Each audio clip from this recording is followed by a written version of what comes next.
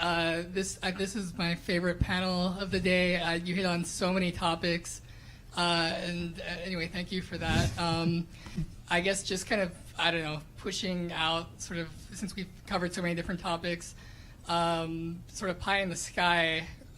Ripple Labs is developing something called Codius, and I've been looking at that, and it's probably a few months away from really being usable to a developer, but it theoretically seems like it may make it possible to build systems that autonomously transmit money without anybody owning those systems.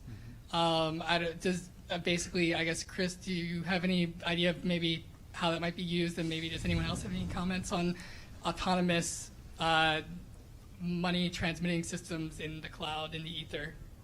Sure, yeah. No, we're really excited about Codius, and that's Stefan Thomas and Evan Schwartz, absolutely brilliant engineers who have been spearheading that, along with an increasing number of our staff.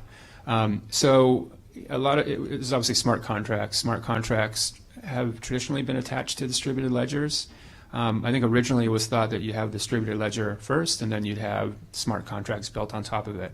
We've started taking a different approach with Codius in making them two completely separate streams, so that with Codius you can both use any programming language and you can use any form of ledger. So whether it be a distributed ledger, decentralized ledger, whether it be PayPal, a centralized ledger, Chase, whatever, we think those smart contracts should be able to tie anything of value from any counterparty or non-counterparty. So that's a kind of a fundamental foundation of it. But what that should do then is allow, to your point, the idea of autonomous agents. So a good example would be, today the only kind of autonomous agent that can exist is basically a virus, which is usually having to do bad things to support itself. Originally, the idea behind viruses was that you could have benevolent viruses, and we think with things like autonomous agents that can think of a program that can exist in the wild and kind of have a bank account. Again, an application cannot go to Chase and open a bank account, which means it can't support itself. It can't take in payments from customers. It can't hire developers to improve itself. And something like Codius would allow that to happen. So you might have a world where you have benevolent agents running around that could actually be antibodies for viruses. That would be one example, taking the place of antivirus companies.